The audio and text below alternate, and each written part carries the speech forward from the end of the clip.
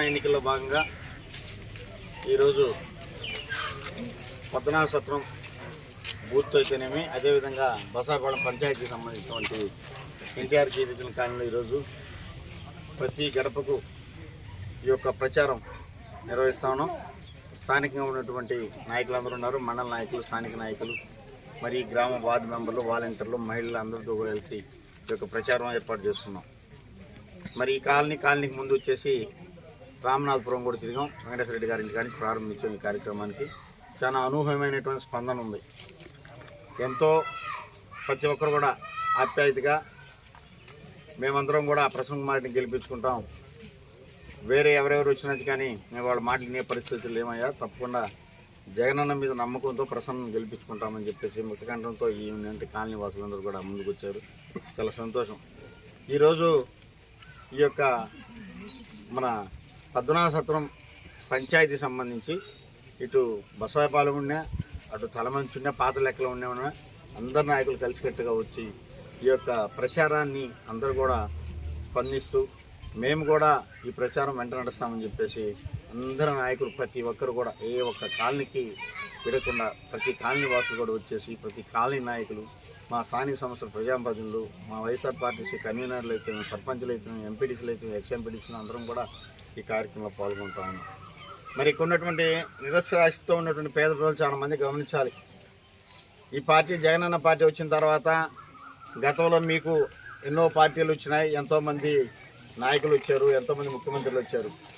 జగన్మోహన్ రెడ్డి ముఖ్యమంత్రి అయిన తర్వాత ఒకసారి ఆలోచించండి.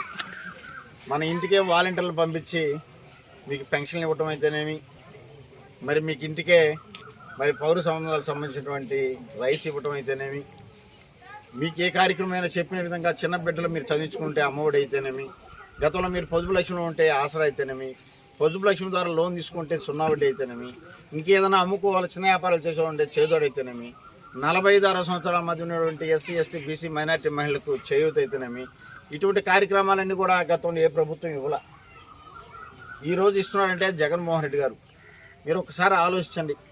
రాత్రులు దొంగలు తిరుగుతున్నారంట, రాత్రి కూడా ఒక దొంగ వచ్చాడంట ఈ యొక్క ప్రాంతానికి. నేను లక్షణంగా పాల వ్యాపారం చేసుకొని లక్షలు సంపాదిస్తున్నాను, అయినా కానీ నాకు ఆ తృప్తి సరిపోక మొన్నటి రోజు నేను అమ్ముడు పోయినాను 10 లక్షలకి.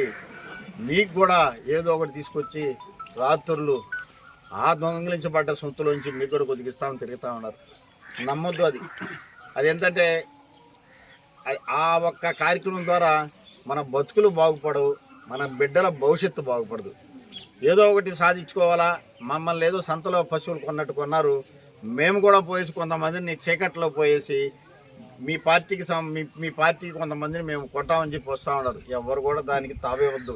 ఎందుకంటే జగన్మోహన్ రెడ్డి గారు అహర్నిశలా పాటుపడుతూ ఈ యొక్క ఎస్సీ, ఎస్టీ, మైనార్టీ, బీసీ మహిళలు అయితేనేమి ఆ యొక్క కులాల వారికి అధిక ప్రాధాన్యతనిస్తూ మరి ఈ రాష్ట్రంలో పేదలైనా కానీ గౌరవంగా తలెత్తుకో బతికే విధంగా కూడా మీకు మహిళలందరికీ పొదుపులు అయితేనేమి, బిడ్డలు చదువుకునే విషయంలో అయితేనేమి, లోన్ల విషయంలో అయితేనేమి ఏ కార్యక్రమం కూడా ఈ ప్రభుత్వం ముందుంది.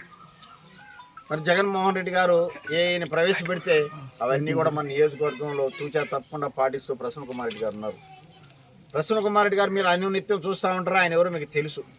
ఇప్పుడు కొత్తగా ఒక ఆమె వచ్చేసింది. ఎందుకంటే గతంలో ఎవరో తెలుగుదేశం పార్టీ ఇన్ఛార్జీలుగా ఉన్న వాళ్ళని పక్కకు పెట్టి ఈ మీద ఒక 100 కోట్లు చంద్రబాబు నాయుడు సమర్పించుకొని ఆ యొక్క చంద్రబాబు నాయుడు గారు కోటేశ్వరాలకి మళ్ళీ ఇక్కడ సీట్ ఇచ్చే